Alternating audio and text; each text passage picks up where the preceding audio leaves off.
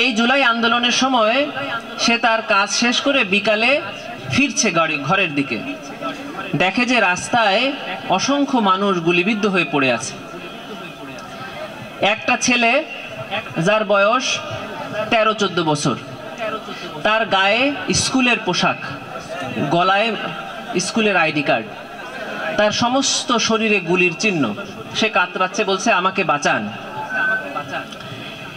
এরকম সিচুয়েশনে সে যখন তার পাশ দিয়ে আসছে তখন তার মনে পড়ছে ঠিক এই বয়সী একটা বাচ্চা তার মারা গিয়েছিল।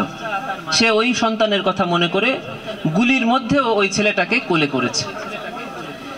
ঠিক মহিলাটা যখন ছেলেকে বুকে জড়িয়ে ধরেছে, ঠিক সেই সময়ে একটা বুলেট ওই ছেলেটার পিঠ বরাবর একজন পুলিশ গুলি করে দিয়েছে। ঠিক ছেলেটা তখন পারভিনকে আরেকটু শক্তভাবে জড়িয়ে ধরে হাতটা ছেড়ে দিয়েছে, তার মানে ওর প্রাণটা ওই সময় বের হয়ে গেল। পারভিন যখন টের পেল যে ছেলেটা আর নেই, তখন সে মাথাটা কাত করে তাকালো যে কে এই নৃশংস গুলিটা করলো। ও যখন মাথাটা কাত করে দেখতে গেল, ঠিক ওর চোখ বরাবর আরেকটা গুলি আসলো। পারভিন অন্ধ হয়ে গেল।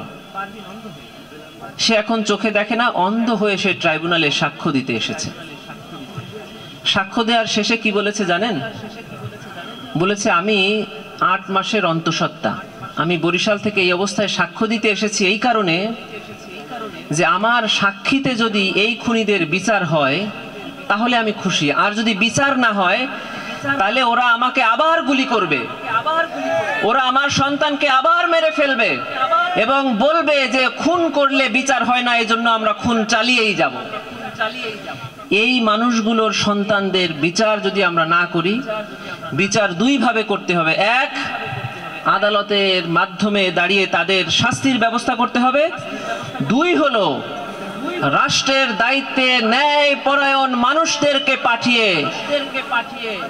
ন্যায় এবং সত্যের জন্য এ দেশকে উৎসর্গ করতে হবে।